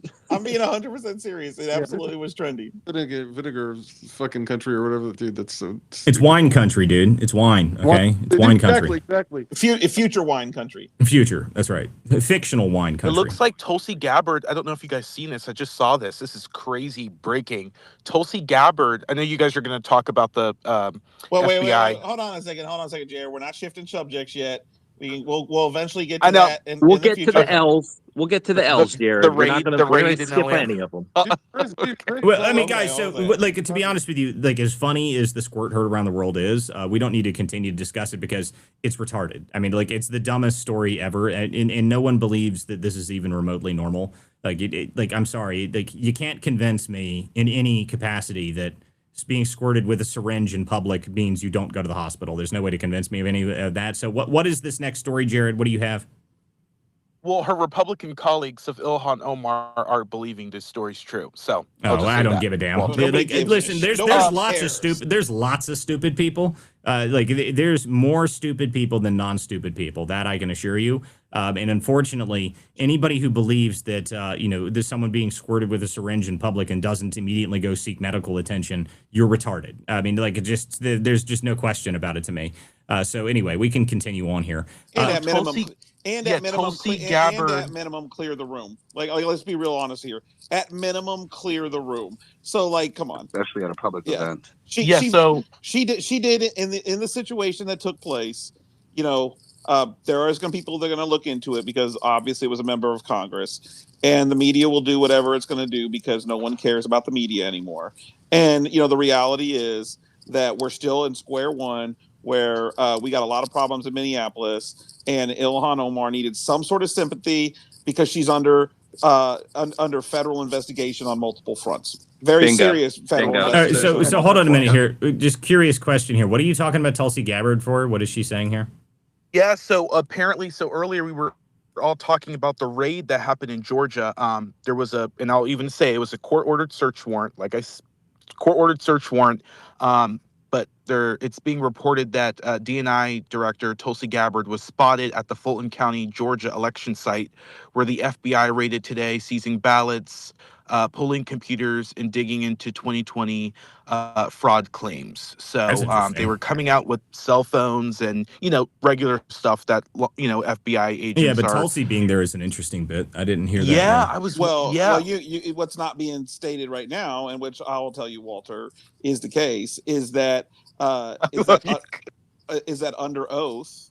Well, actually, I got to pull the gentleman's name, but basically, he was the former head of Dominion, admitted under oath in his I guess deposition or whatever it was, that he was cooperating with foreign interests. No, he was coordinating with until they got Maduro. Is Maduro's behind this stuff. Guys, one at a time, please. You have to remember we're broadcasting multiple places. Who said what there? I don't understand. I was saying. Go ahead. I was saying. Did you notice how they did it? They didn't start any of the election fraud stuff until they got Maduro, because Maduro has ties to the whole Dominion and all that stuff. Oh, and yeah. That's how he Well, was you know, elected. there was an interesting bit here that kind of went under the radar, but there was a theory that was floated couple days after the Maduro incident that happened. It didn't get a whole lot of attention, but I thought it was worth noting that it was possible, and this is just a rumor that I've seen and heard, that Maduro was actually being held captive by the Cubans, and that he was being brought back specifically to help with some of this stuff, which, I mean, I don't know. My problem with that is that he's saying John Legend's Imagine, which means that he should have been shot. I mean, that's just the natural reaction to anybody that sings that song in public, especially if you're a foreign leader. That's the only way. In fact, we should send the Marines to every country that does that. But anyway, so now I don't know. I mean, it's possible that this stuff is all related, but the fact that DNI was actually at this location is actually pretty funny. So I don't know. I mean, what the hell's she doing there? That means that there's something interesting happening. Was there actually photos of that? Yeah, there's photos of it. I'll put it down in the purple pill, Walter. It was on Brett Baer's so it was former Dominion executive Eric Coomer has admitted to working with foreign actors in the 2020 election per court records. He was deposed yesterday. He also refused to answer some questions about Old Dominion, the old company Dominion. He refused a few questions on that, and he's apparently regained memory on a few things that he claimed he did not recall, or maybe testified to the opposite in the past. And so a lot is changing on that front very quickly.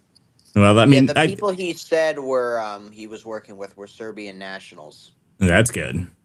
Just who we want. Which would link up with some previous reporting. Sorry, about some servers in Serbia that were housing the Dominion equipment, connected to the Dominion systems. And we can't remember that story. There was a story that happened sometime around the election that, the night of the election, that there was like some raid that happened. Do you guys remember hearing about this? Yeah, that's what I was referencing. Yeah, this kind of stuff to me is always interesting because there's zero proof that we actually have the physical evidence of this to be able to say that this sort of stuff happened. But it's like, I don't know, Serbian nationals, Dominion, midnight raids right before the election in foreign countries. It's exciting shit. I mean, I don't know, maybe it's true or not. I have no idea, but it's very entertaining. Walter, here's the situation. Here's the thing, though, right? Like, if everyone's being on the up and up, there hasn't been a level reporting when it came to the situation in 2020 and also in some of the midterm elections, right? And so the fact that this is just now coming out, almost 6 years later, so 5.5 years later, should tell you that there's a problem in our journalism in this country, and there was also a problem in our federal government in this country, and so by every standard across the board when it comes to the way that elections have been hosted in 2020, in 2024, and in the midterms, generally speaking, that would not pass the muster according to our own State Department standards in foreign countries, right? But in the United States, it was allowed to occur. So we'll see where this is going. I mean, I'm all for it. And you know what? And I don't care.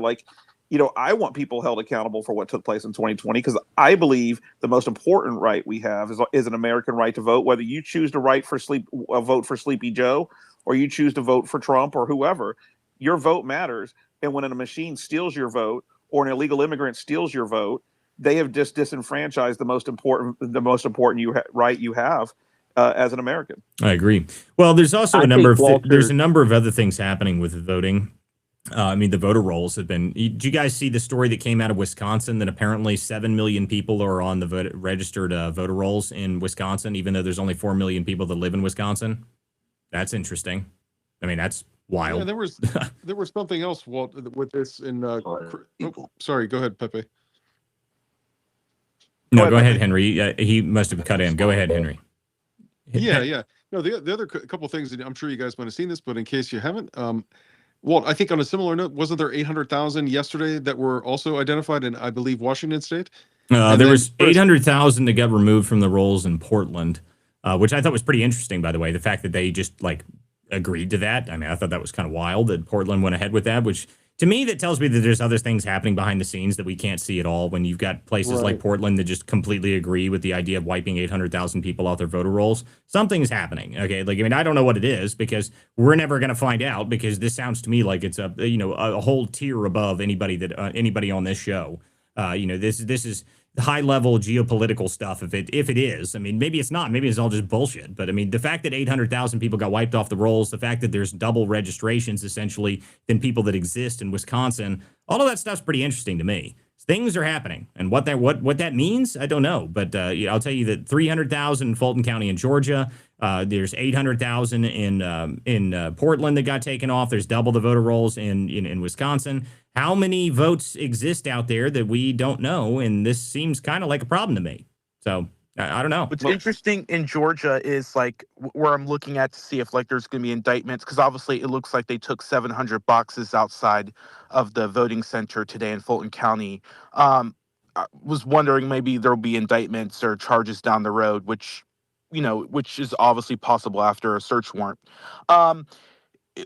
Obviously, that was Donald Trump's last effort, right? I was looking at Rudy Giuliani's post here on X just now, and he was saying that, something's up. Rudy Giuliani has been very measured in his comments. Let's just say that over the last 2 years. It's just interesting. Fulton County was like an effort that Trump and his lawyers exhausted, even when that runoff happened in 2022 with Warnock and Ossoff. So it's just very interesting to see why they did it there. Is a very loose word that you use there, because anybody who was followed Fulton County knew that your standard recall process was not exausted. And Trump was a defendant there, right? Him and his crackpot lawyers. Okay, him and his crackpot lawyers. Oh my God! Hold on a minute here. So just the comments where we get like the intentional dig in there to try and use the term crackpot lawyers, even though that's not accurate even remotely. They pled guilty. Yeah. A lot of them pled guilty to. Yeah, they pled guilty. God, they pled guilty. Some of these people refused to plead guilty, and they just got prosecuted anyway. And then all of that stuff got dropped. Every single one of those things got thrown out. Some of them threw Trump under the bus. Yeah, I know, and he still managed to give those people grace later in. So again, we don't need to go through all the relitigate 2020. What's more interesting is the things that are happening currently. Okay, currently they believe that they're going after search warrants in Fulton County. Now, what you're going to find in Fulton County after 6 years and all this stuff, I don't know. But they did it for some reason. And if DNI is there, there's a whole nother reason that that's interesting. So things are happening. And whether you agree with what happened in 2020 or not, Jared, it doesn't really matter. The reality is that there are very interesting things happening to the voter rolls right now. 800,000 getting thrown off in Portland, double registrations, Wisconsin. What about Arizona? What about all these other states? If there's a lot more voters than actually people that exist, that's kind of a problem. I mean, we need to fix that problem. Yeah, and Walter, I'll point out that, I want to ask everybody this in here. Like, have you ever seen the DNI ever at any investigation on U.S. soil ever under any president, right? Have you ever seen that before? So I think there is an optics thing going on here. I think there's a message behind allowing her to even be photographed there. I mean, there's plenty of ways that you can keep somebody from being photographed if she wanted to be there in a clandestine way, but they made it very clear that she's there. And they made a nice little picture of her, and the whole world knows that she was there now. So it's interesting. Key. This is why I've said from day one that they went really hard after Tulsi Gabbard when she was first being, well, first of all, when she endorsed President Trump, and then after when she was in the administration and in the hearings, they tried to do everything they could to block that process. To be quite frank, because people need to refresh their memory, Tulsi Gabbard was the head of the DNC in 2016. Tulsi Gabbard was one of the leaders in the congressional caucus all the way up until she was no longer in Congress. Tulsi Gabbard also was placed on like terror watch lists and a host of other things, and had Walter, a dozen fucking faggot. Hey, okay, man. All right, there we go. Anyway, they well, that was entertaining. I don't even know who that was. Terror watch list, and then and she had like a dozen. I think it was reported actually that her and her fiance had a dozen agents following her everywhere she went. So yeah, it's probably very clear why Tulsi Gabbard's there, and it's also going to be karma when the truth comes out. Well, Chris, can I follow up with you on two items? First, and this is just let me just throw them at you, and then I'll meet back up. The first thing is what is obvious about that? Because I guess maybe I'm not picking up what you're putting down regarding Tulsi, and perhaps I'm not the only one in the room. And number two, you had mentioned earlier too when you were talking about that somebody who had just, what was it, Moon, for heaven's sakes, the name with two O's, like OON. There was Coomer. Yeah, was it that person, or was it somebody else associated with that case that was deported recently? I don't know about that. I saw a post today about that from one of the news things that's saying like somebody was deported because of the results of that situation. I have no idea. That I haven't heard yet. I haven't heard that either. As a reference to your first question, let's remember that that Hillary Clinton in 2016 lost the election. Okay, and in that primary, she tried to make Tulsi Gabbard out to be a Russian agent. And then after the election, and since, she has never accepted the results of the election. And then they started to utilize, it was in 2018, actually. Jared, please stop interrupting.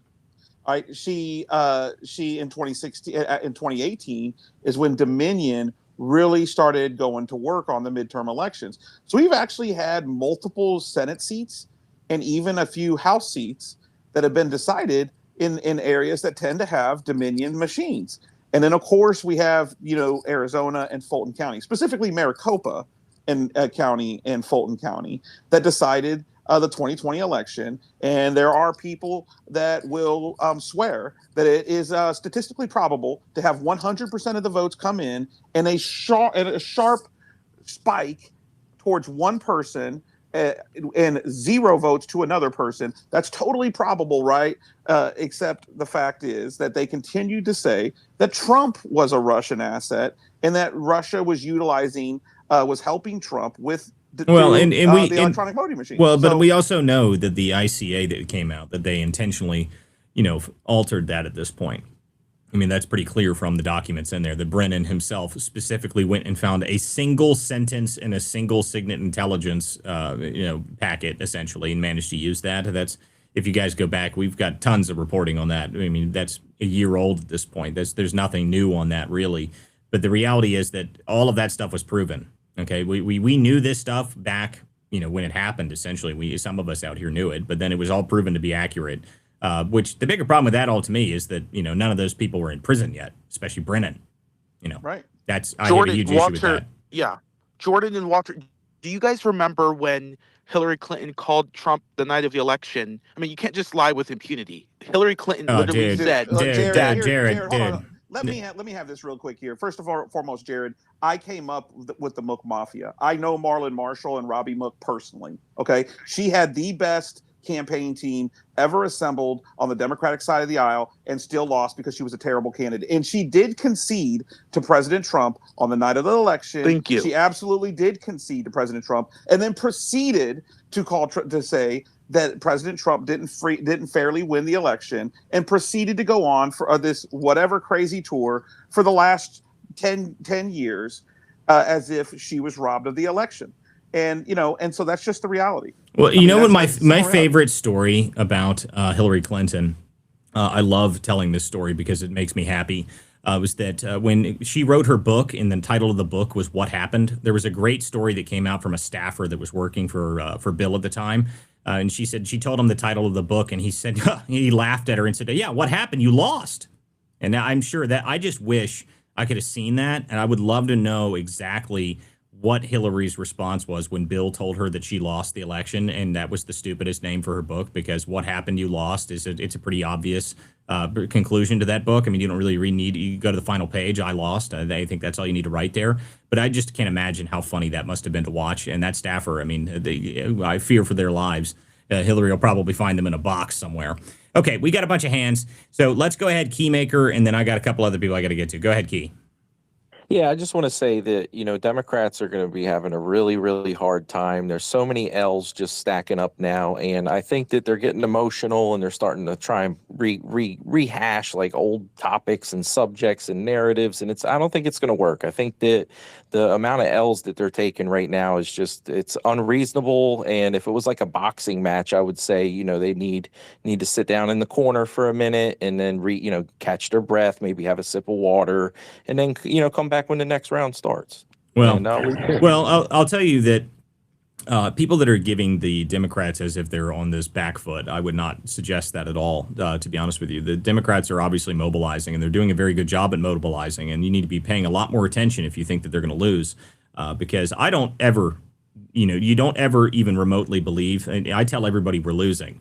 Okay, like that's the only way to tell people we're losing. You better be out there in the streets and doing whatever the hell you can, because if you don't do that, the Democrats will. Okay, they're very good at keeping their people engaged. They're very good at keeping their people mobilized. I mean, listen to me. They've managed to create so many stories that are just complete nonsense. Like the kid that they claimed was deported, even though he wasn't deported, and his dad ran off and left him standing there. Like that sort of stuff. They'll just keep doing that. Okay, they're not going to stop. This is the media machine that they've built. They keep using it, and they're going to keep using it as long as they possibly can. And whether or not it changes public opinion or not, I don't know. The one thing I will say is that the idea that public opinion has shifted so drastically towards them is not true. There is no polling to suggest that at all. Trump's polls numbers have been roughly the same for 6 to 7 months. They went down during the summer, down to in the mid 40s, and they've been there for months. They haven't moved. Yeah, So, the people that are mad at Trump on the right are the people that want more deportations. Like all the numbers are skewed exactly. So listen to me.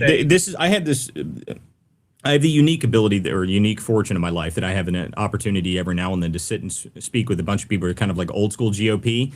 And these guys are pretty funny because when you talk to them, they all say, well, I don't know, Trump's kind of getting back-footed with this whole immigration stuff. And I said, you don't get it, guys. The under 45 crowd, we want more, go harder, way harder. That's what should be happening. That's what would make him popular amongst the younger generation, is if he went full-on insurrection act, arrest everybody, that kind of stuff would be insanely popular amongst the younger generation. I'm telling you, people don't believe that, but it is true. It is 100% true. You go look at the poll numbers, okay? You want to know when Trump was polling the highest? He was polling at 68% back during the Doge stuff. 68%. Okay, and that went down after the Doge stuff stopped being, they stopped doing it. Okay, the Doge stuff was insanely popular. People ripping up the government because people are mad that the government has not been working and not doing things for a very long time, and they want it to be fixed, and they don't care if you've got to rip it apart to fix it. Okay, that's the reality of the situation. People don't like the government. People are very unhappy with the government, and they want it to be fixed. And the only way that you think you can fix it is if you got to tear the whole thing up and start over, then do it. That's what people want. I mean, I'm not sure I entirely agree with the concept. I agree with that for certain aspects of the government, like specifically the FBI and the EPA. I think both of them should be relegated to small offices in Topeka, Kansas, without windows. But to do that to the entire government. I think that it might be necessary for large portions of the government. I mean, that's the reality of it. And staffing does matter, guys. We got to get better people in there, but it's not very easy to staff the entire government over, very, very quickly. But I will say that Trump has done one hell of a job getting the executive branch under control. The problem we have really more than anything is Congress. Okay, the Congress is still a huge issue for us, which is why I tell everybody you better be paying attention to your primary season. Oh, this is actually something we need to talk about. So there's a very important story. So we're going to shift topics just a little bit here, guys, but we do need to talk about this. There was a story that happened in Virginia over the weekend, or actually maybe it was Monday. A district court ruled in Virginia that the redistricting plan that the Democrats had pushed forward is unlawful and violated the state constitution, and thereby was completely thrown out and destroyed essentially. Now the issue with this is it's pretty important because they were about to vote again and have have a vote on whether or not they were going to be able to redistrict right away, and that was supposed to be on the ballot coming up on April. I don't think they can now. I don't think that's possible. And I'll tell you right now, based on that ruling, it looks like it's completely and totally unconstitutional. And I thought it was unconstitutional when they did it. But it doesn't look like they're going to be able to win that. So it looks like that's out. Since I live in Virginia, can I comment on that real quick? I was actually going to ask you about that, Jerry. Go ahead. Yeah, so today I have an update for you. Virginia Democrats have appealed. So they're asking for an emergency order. Let me just read it here. Virginia Democrats appealed a judge's ruling that obviously blocks the gerrymandering amendment from going before voters this spring as they look to pick up House seats ahead of the midterm. So the speaker said, "We remain confident we will prevail and we will continue moving forward." I mean, and again, the Supreme Court might take this voting rights issue, and I know you've been talking about that, Walter.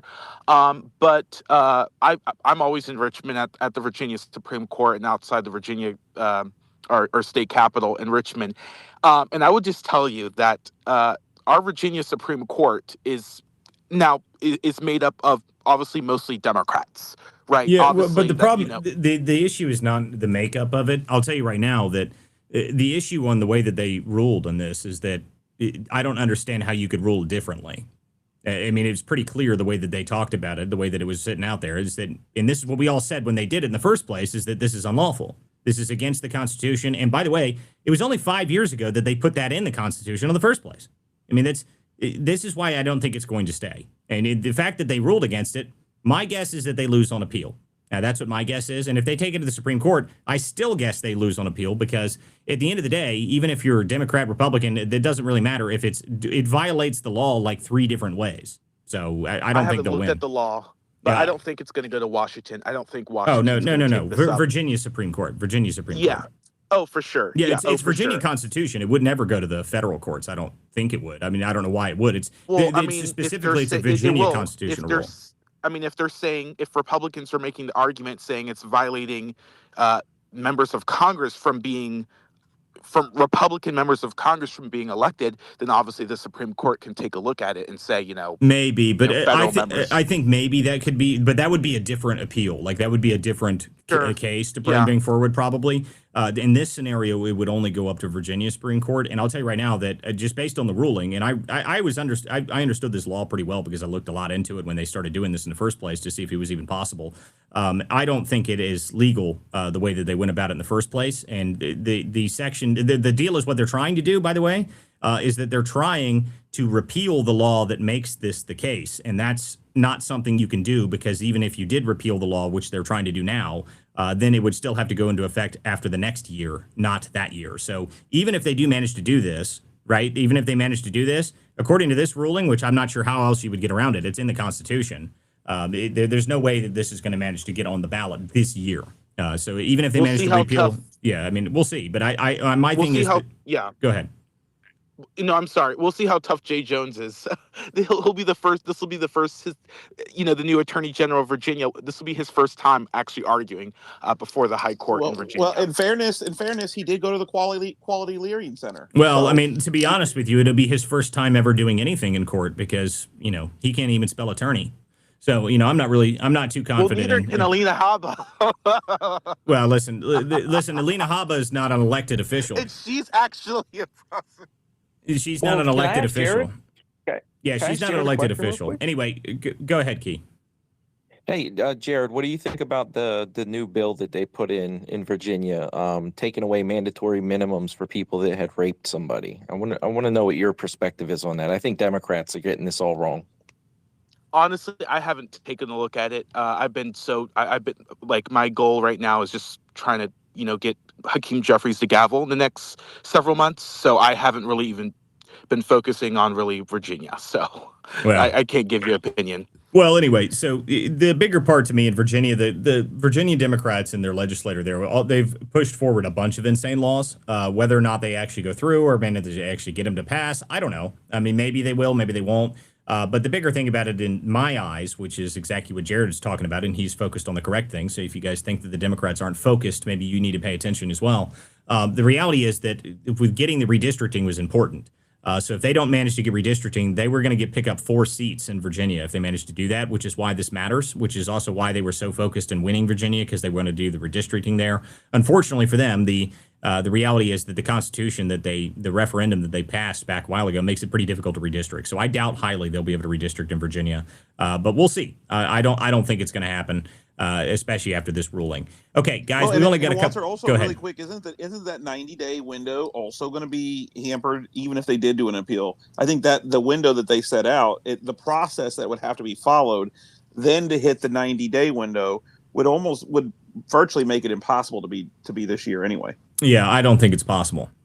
My thing about it is that the deal is that they're trying to enact a law based on something that they already passed in the past, and to be able to do that according to Virginia law, it would go into effect the following year, not that year. So it's not possible for them to do this. They can't go back in time and somehow manage to do this. It's not going to work. So we'll see. But we'll see what happens as a result of this. I doubt highly that redistricting will happen here. But redistricting war is still happening across the country. So, I mean, we'll see what's happening. I know that they're challenging the one in California, whatever the Proposition 50, I think it was. I know that's being challenged in court. So there's a bunch of interesting things when it happens to redistricting. If you're really looking at the battle for the House, the redistricting battle really is the fight.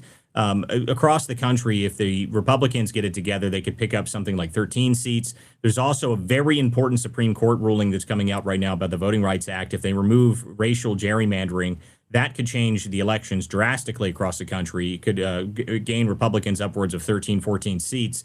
But again, you can't put all your eggs in that basket, because even if the court rules against that, maybe they don't have time to be able to get the maps drawn in time. Who knows? There's a bunch of stuff. This summer is going to be wild when we get into the redistricting, because if the Voting Rights Act gets thrown out and the Republican districts again suddenly pick up a bunch of seats from that, and then there's possible redistricting in multiple other states, it's pretty interesting stuff. So whether or not we actually managed to go through with a lot of it, who knows? But to me, that is the big fight going on for the midterms, and everyone should be paying attention to it. So if you don't know what's going on with redistricting in your state, you should pay attention to it. Okay, I got other hands here.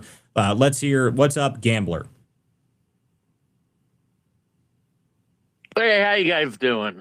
No, I heard you guys talking about this stuff, and you started talking about elections. A lot of people think Dominion is the problem. The truth in reality is it's a low-tech hack.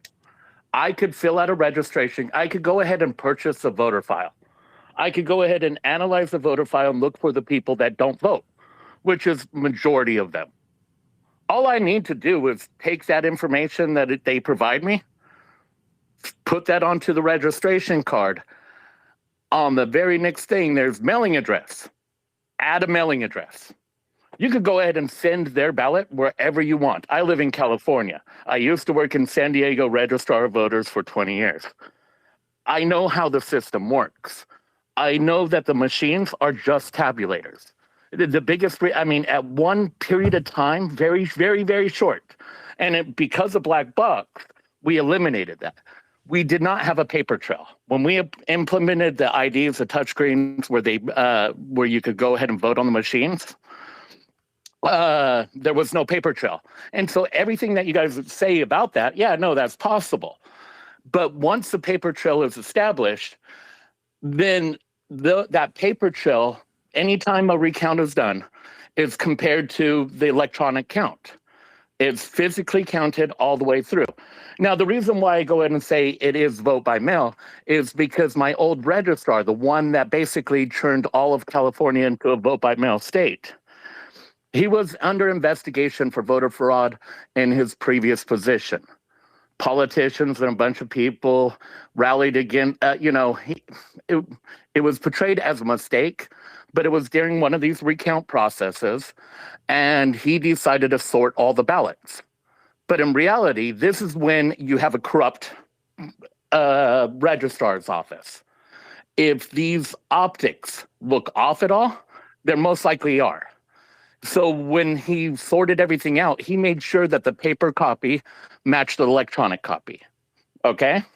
Now, I'll go ahead and tell you the election rules that make this all possible. There's one way is the registration voter fraud, as I've said.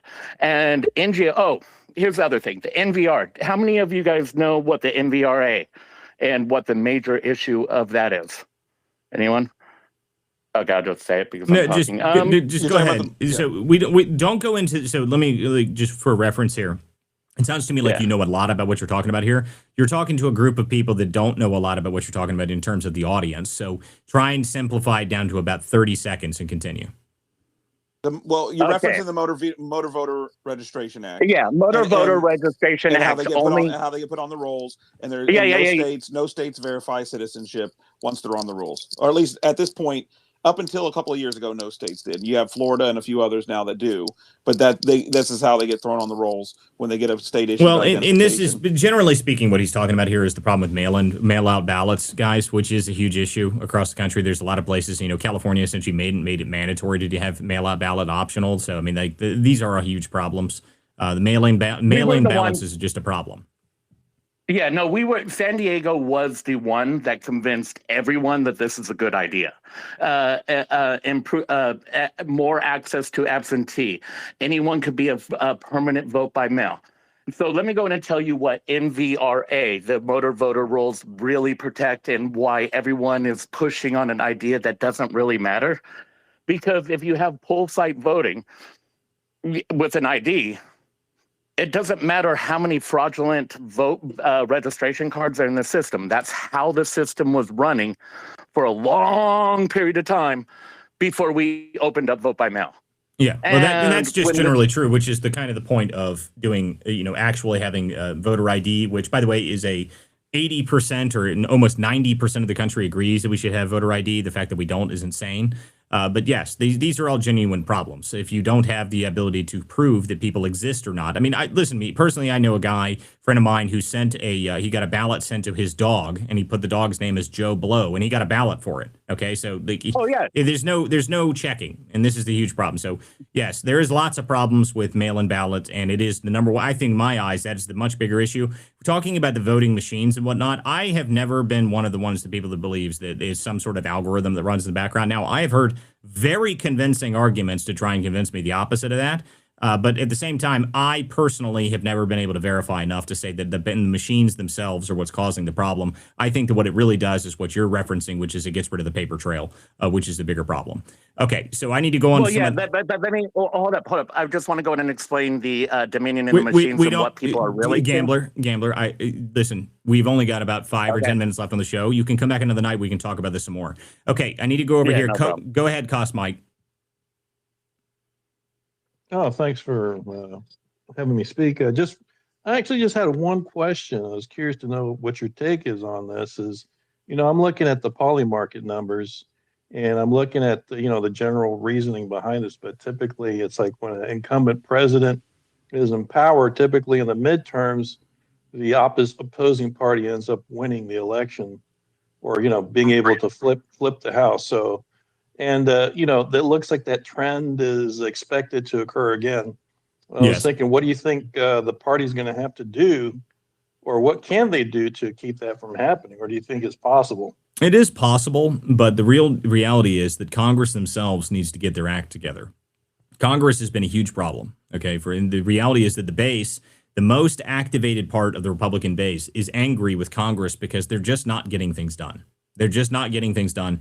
This whole idea that we need to wait and to get every single one of Trump's appointees, we still don't have all of Trump's appointees in. They haven't moved on almost any of the agenda. The only way that they're managed to do stuff is through these giant reconciliation bills. And I'll tell you right now, the reconciliation bills are not enough for people. Okay, people don't like these reconciliation bills. I'm not a fan of some of the stuff they're putting in the appropriation bills that they just push forward. There's minibus things that they just push forward. They push forward $5 billion in the ORR, which is something that I believe is where almost all of the fraud from these immigrant communities across the country. I think that's one of the number one culprits of it. It's one of the biggest issues we have. But we don't, they don't care. Congress, to cut spending out of the budget is like pulling teeth, and they refuse to have it done. So it's a huge problem. Congress themselves, the Republicans have this issue where they believe in some way that they're popular and they're not. Trump is popular. And until they get their act together and realize that, I mean, they're going to hand the Democrats the House back. Now, the Senate, on the other hand, is going to be a lot closer. I highly doubt they're going to be able to flip the Senate completely. I was looking at some numbers earlier. Graham Plattner up there in Maine looks like he might be able to take Collins on. I don't know. I think the odds are 70-30 that Plattner wins that. I don't know if he actually does pull it off or not. Collins has a lot of name ID. I think that would be one seat that's kind of a toss-up in my eyes. There is Usted in Ohio, which I think might have a problem against Sherrod Brown, mostly because Sherrod Brown is actually liked, and people maybe not liked, but people know him, okay? They know the name a lot better than they do Usted. Usted was the guy that replaced Vance. He was appointed by DeWine. I don't know if he's running the greatest campaign of all time. There's a number of Senate seats to look at. I think that it's going to be closer in the Senate. House is probably looking like they may flip Democrat. But the question, again, when you look at that is, by how many seats? Okay, like how many seats? It looks like to me the most recent polling numbers, according to RCP's average, is that the generic ballot is a +4 for Democrats.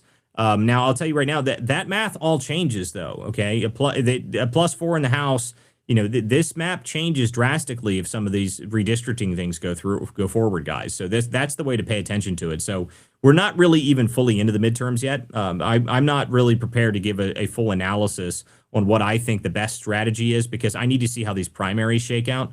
There's a lot of primaries that are very important that people should be paying every bit of attention to. The primaries are everything, really, guys. The primaries is where we're going to be able to see if we can actually get people in there that are going to be able to get the agenda forward. But the other part about this is that from my understanding, is that Trump is going to hit the campaign trail again. He's going to be out there giving speeches on a regular basis. So, if anybody can get people out to the ballots, that Trump can do that. So we'll see what happens from the administration in terms of a campaign strategy. I haven't fully seen a strategy yet, so I can't give you that analysis. All I can say is that the redistricting is huge. But the bigger part about it, I think Trump, the way that he's going to kick this stuff off is he's going to use the 250th anniversary as a way to really make this thing kind of a national event. And people to pay attention to the elections again, which, love him or hate him, the reality is that Trump knows how to get people civically engaged in their country. So if anybody can figure out how to get a strategy together, I would put it behind Trump's team more than anybody else. Okay, let's go here. I've got another person here on stage.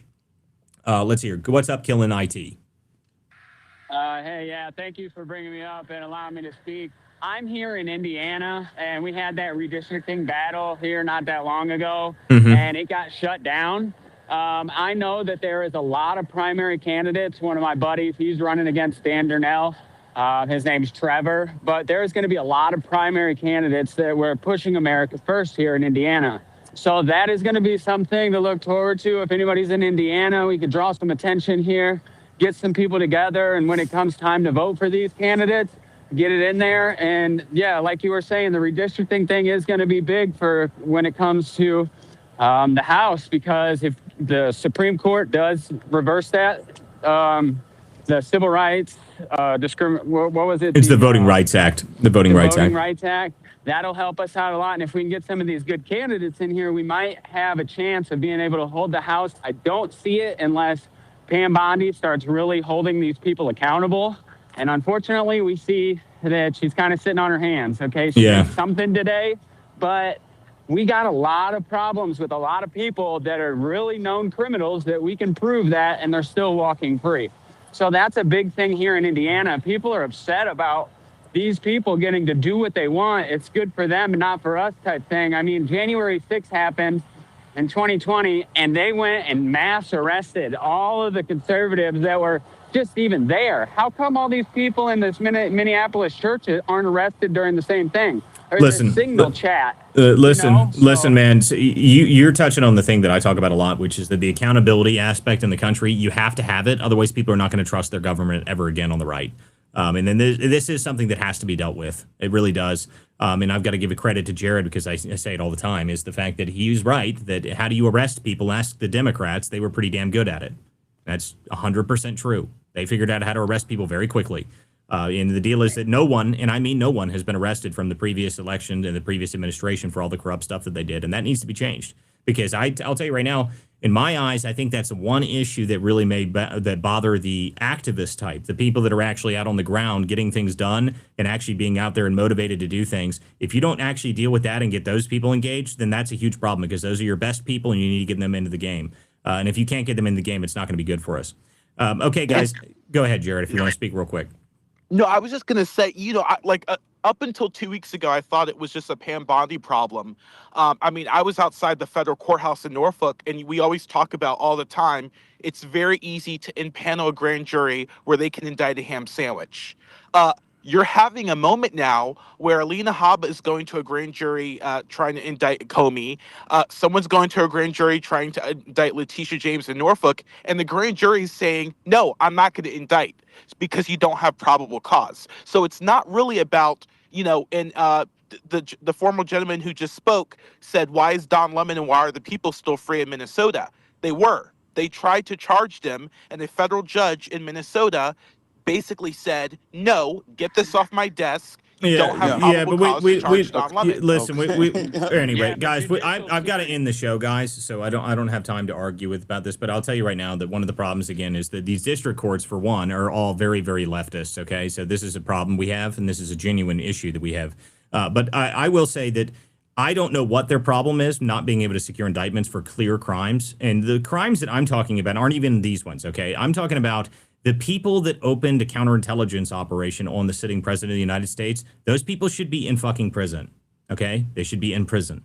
There's no question about it. We know what they did. We have the names. We know how they did it. We have everything. Those people should be in jail. Now, I think the only issue you have is that how exactly do you charge people? How do you charge government officials for attempting to overthrow the government? The only way I think you can do it is you have to go through military style and say that this is a seditious conspiracy and treasonous actions against the president of the United States. You tried to overthrow the country. I think that's the only way you can do it. And I think they're being squishy about it and they're being stupid about it. And the reality is the people that did that tried to overthrow the country and they should be shot.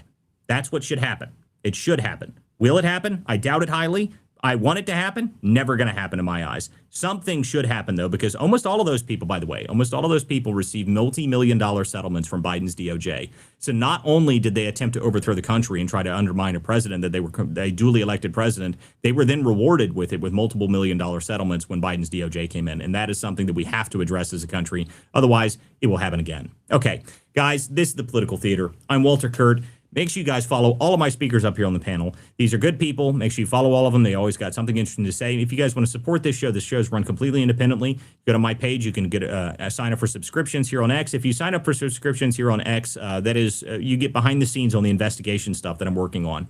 Guys, the investigation stuff that we're doing is getting bigger, and it's going to start expanding nationwide very shortly. I'm going to California next week, and then I'll be in Florida, and then I'm going to be in New Jersey.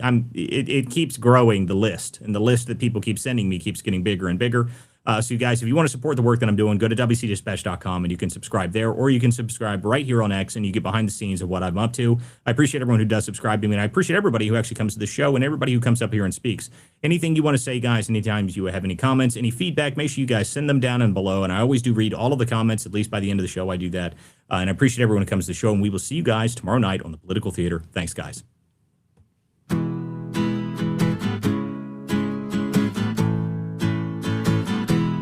Some folks are born with a liberty spark, their hearts beat red, white, and blue. When the anchors sneer and the cameras bark, they turn the lens right back at you. Truth bound, ain't for sale, ain't for sale. We're not the party line sons, no, we ain't for sale, ain't for sale. We're the vigilant ones, so.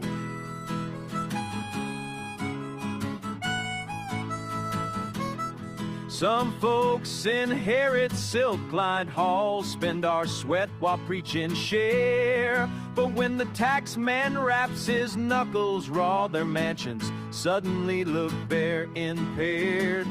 Ain't for sale, ain't for sale. We're not their banker-raised heirs, no. Ain't for sale, ain't for sale. We're the vigilant ones, so.